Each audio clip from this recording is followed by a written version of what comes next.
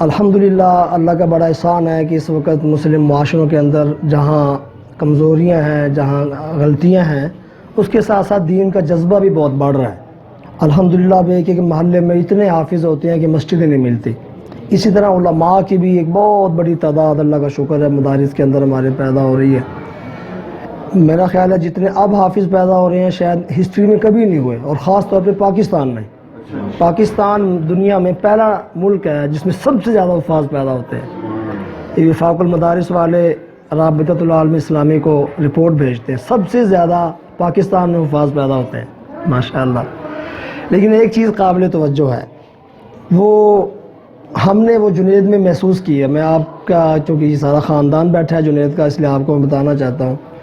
اصل قرآن یہ ہے جو میں بھی اپنے اندر کمی محسوس کرتا ہوں، میں وہ دکھ محسوس کرتا ہوں، اس لیے ہم چاہتے یہ ہیں کہ ہم اپنے بچوں کو ان دکھوں سے محفوظ رکھنے کا کوئی راستہ بنائیں۔ قرآن پڑھنا، کمال کا تلفظ، تجوید، لہجہ بہت اچھا ہے، بہت ضروری ہے، لیکن کسی مرحلے پہ قرآن کی کوئی جھلک عمل میں نظر آ جائے، یہ اس سے کہیں زیادہ ضروری ہے۔ یہ چیز، یہ کم ہے، یہ ہمارے معاشرے میں کم ہے کہ قرآن کے کسی عمل کی جھلک چلتے پھرتے انسان میں نظر آئے۔ حضور علیہ السلام کے بارے میں صحابہ کرام نے بعد میں جب پوچھا کہ آپ کا اخلاق کیا تھا، تو انہوں نے فرمایا کہ تم نے قرآن نہیں پڑھا؟ جو قرآن الفاظ میں تھا وہ چلتا پھرتے محمد تھے۔ الحمدللہ ہم یہاں پوری کوشش کرتے ہیں علماء سے رہنمائی لیں، استادوں سے رہنمائی لیں کہ بچوں کو بتائیں یار زبان کس طرح استعمال ہونی چاہیے۔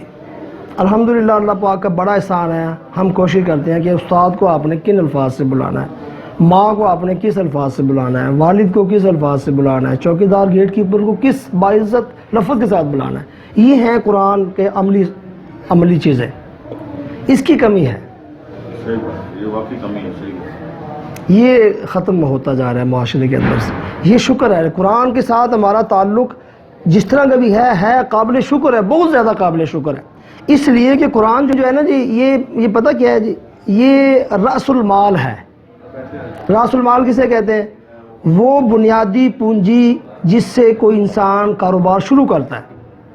مثلا 1 لاکھ روپے ہے، وہ 1 لاکھ سے ایک دکان بناتا ہے، 1 سال وہ کاروبار کرتا ہے، کاروبار کرنے کے بعد سال بعد وہ حساب کتاب کرتا ہے، وہ دیکھتا ہے کہ یار میری بنیادی پونجی 1 لاکھ روپیہ تھی، وہ بچ گئی، وہ محفوظ ہے۔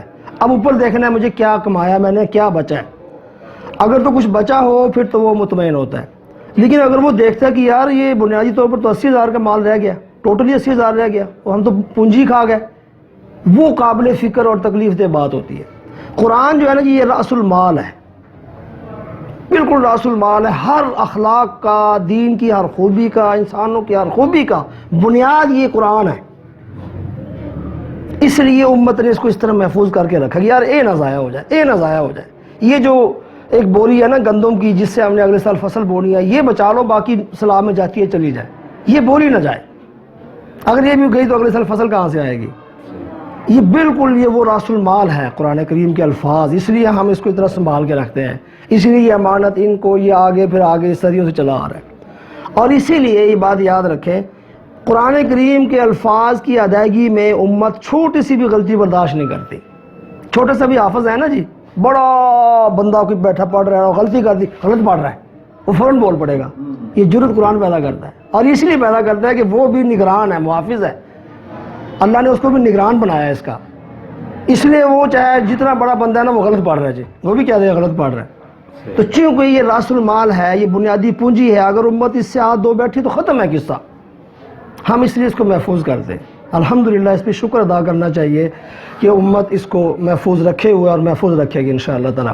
لیکن اس کی فکر کرنی چاہیے کہ ہمیں کوئی اس کی جو ہے نا کوئی عمل میں، انسانوں کے عمل میں اس کی کوئی صورتیں نظر آئیں۔ ابھی پچھلے دنوں ہم نے کچھ بچوں کو بلایا جو ہمارے پاس پڑھتے تھے۔ ایک بات میں آپ کو یہ عرض کر دوں کہ حفظ الحمدللہ پورے ملک میں ہو رہا ہے، بہت اچھا ہو رہا ہے، بہت شاندار ہو رہا ہے۔ اب ایک کمی تھی، کیا کمی تھی؟ یہ بڑی خواہش ہوتی ہے انسان کی، یار میرے محلے کا کوئی SHO حافظ ہو۔ اچھا SHO حافظ ہے، کمال کی بات ہے۔ اور اگر یہ پتہ لگے کہ SHO صاحب تراویح بھی پڑھاتے ہیں، آپ کا ذہن کہاں چلا جائے گا؟ اور اگر یہ پتہ لگے کہ یار SHO صاحب دیانتداری سے فرائض سر انجام دیتے ہیں، قرآن سے رہنمائی لیتے ہیں، تو کتنا یہ باغ و بہار ماحول بنے گا. ایک 10 عالم دین سے زیادہ یہ SHO خدا کا خوف رکھنے والا انسان دین کا کام کر سکتا ہے. اس فیلڈ میں کام کرنے والے جو لوگ تھے ان کے لیے جگہ حافظ کی نہیں تھی, یا ہماری سوچ نہیں تھی. ہم سوچتے یہ ہے کہ حفظ کیا تو اگر عالم بن گیا ٹھیک ہے, نہیں تو ضائع ہو گیا. ضائع ہو جاتے ہیں, اس میں کوئی شبہ نہیں ہے, لیکن ہم ایسا ماحول کیوں نہیں پیدا کرتے کہ بچہ افسر بھی بنے اور وہ قرآن کے ساتھ جڑا ہوا ہو؟ پھر کمال ہے. فاروق اعظم بادشاہ تھے, خطبہ بھی تو دیتے تھے نا, جمعے کا خطبہ بھی تو خود ہی پڑھاتے تھے, عید کا خطبہ خود پڑھاتے تھے. ایسا ایک DC کیوں نہیں ہو سکتا؟ ہم کوشش کیوں نہ کریں, ہم خواہش کیوں نہ رکھیں؟ ہمارے اس ادارے کا مقصد یہ ہے. عالم الحمدللہ مدارس میں پیدا ہو رہے ہیں, حفاظ پیدا ہو رہے ہیں. پچھلے دنوں میں کچھ بچوں کو ہم نے بلایا جو اس طرح پریکٹیکل زندگی میں ہیں. وہ ایک کیپٹن ہے, 3-4 میجر بن گئے ہمارے یہیں کے 1.5 عشرے میں بچے ماشاءاللہ. ان کو ہم نے بلایا, انہوں نے کہا کہ یار آپ نے یہاں حفظ کیا, آپ نے 8th کلاس یہاں پڑھی, یہاں کے 3-4 سال کے آپ کی زندگی پہ کیا اثرات ہیں؟ ٹھیک ہے جی. اب وہ بڑے ہو گئے نا, اب انہیں اندازہ ہے کہ یار یہاں ہم نے یہ سیکھا تھا, اب یہ کام آ رہا ہے. تو ہمیں اتنی خوشی ہوئی, ہمیں محسوس ہوا کہ یار جس مقصد کے لیے ادارہ بنایا تھا نا, ہم کچھ ادھر چل رہے ہیں. اسی طرح پھر ہم آپ سے بھی یہ گزارش کرتے ہیں کہ آپ ان بچوں کی پھر رکھوالی کریں, ان کی رکھوالی کریں. اس حوالے سے اگر ایک بچہ بہت اچھا حفظ پڑھتا ہے, اس کو یاد بہت ہے, لیکن وہ اپنے اخلاق میں بہت برا ہے, رشتہ دار اس کی زبان سے محفوظ نہیں ہے, محلے دار اس کی شرارتوں سے محفوظ نہیں ہے, وہ حافظ بدنامی ہے قرآن کی, وہ بدنامی کا باعث بن رہا ہے. تو اس لیے نا جی یہ ضرورت یہ ہے کہ ہم اس کی پاسداری کریں پھر, اور انشاءاللہ تعالی ہم بھی آپ کی ہیلپ کریں گے, آپ ہیلپ کرتے ہیں, اور کوشش بھی یہی ہے کہ یہ اس کے کوئی نمونے نظر آئیں معاشرے کے اندر. یہ اگر نظر آئیں گے انشاءاللہ وہ ایک بچہ پورے محلے میں روشنی ہوگا. اسے پتہ ہے کہ یار یہاں اس محلے میں اگر کوئی تکلیف آ پڑی یا کوئی بڑھیا یہاں درد سے کرا رہی, کوئی اور آئے نہ آئے جنید ضرور آئے گا. یہ انہیں پتہ ہو. گھر میں 5-6-10 بچے ہیں اور ماں کو تکلیف ہو رہی ہے, کوئی اٹھے نہ اٹھے جنید ضرور اٹھے گا. یہ اٹھنا چاہیے, اپنے دکھوں پہ بھی اٹھنا چاہیے, محلے کے دکھوں پہ بھی. وہ حدیث میں آتا ہے یہ المؤمن کجسد واحد, دنیا کے سارے مومن مسلمان ایک جسم کی طرح ہیں. اگر ایک حصہ دکھے گا تو سارا دکھے. بالکل یہ ٹھیک ہے, کشمیری کا دکھے ہے تو مجھے دکھ ہو, میں کچھ کر نہ سکوں الگ بات ہے, تکلیف تو مجھے ہو نا جی. فلسطین کے لوگ دکھ میں ہیں تو مجھے دکھ ہو, تو اگر میرے گھر میں میری ماں بہن بیٹی دکھی ہے تو مجھے دکھ نہ ہو. یہ دکھ بھی ہونے چاہیے, یہ نہیں ہوتے. ہم باہر کے شیر ہوتے ہیں, گھر کے ہم بالکل یہ ڈھیر ہوتے ہیں. اس لیے آپ بھی کوشش کریں, ہم بھی کوشش کر رہے ہیں. ہمارے ادارے کا بنیادی مقصد یہ چیز ہے.